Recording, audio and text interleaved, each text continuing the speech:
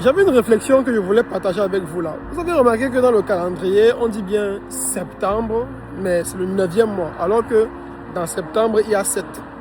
On dit octobre, c'est le 10e mois. Pourtant, dans octobre, il y a octo 8. Décembre, 12e mois. Pourtant, il y a des cas qui devaient normalement être le 10e mois. Mais voilà, d'après l'histoire, on sait que c'est le pape Grégoire, c'est combien là?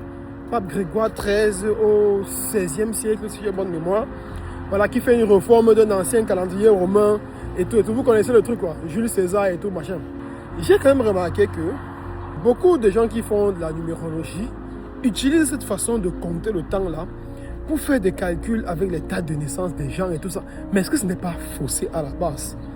Si août, qui à la base était sextilis, c'est-à-dire le 6e mois, devient 8, ça veut dire qu'au niveau de la numérologie, qu'on va calculer les chemins de vie et tout ça, tout ce que vous connaissez là, est-ce que ça ne fausse pas déjà les données? Moi, c'est la question que je me suis posée. Essayez un peu, faites un peu le calcul chez vous, vous essayez de voir la différence que ça va donner. Et qu'est-ce qui nous dit même que pour calculer tous ces trucs-là, c'est forcément le calendrier grégorien qu'il faut utiliser? Les Chinois, le calendrier, est-ce qu'ils calculent forcément tous ces trucs-là de la même façon que nous? En Afrique, il y a plusieurs calendriers. Le calendrier Camille, le calendrier Bambara. Est-ce que forcément ça va donner? Faites un peu l'exercice là, vous me dites aussi.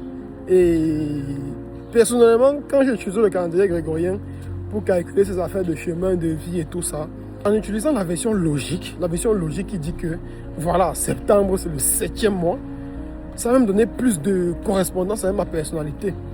Qu'est-ce que vous en pensez en fait? C'est juste que je voulais partager avec vous. Au top.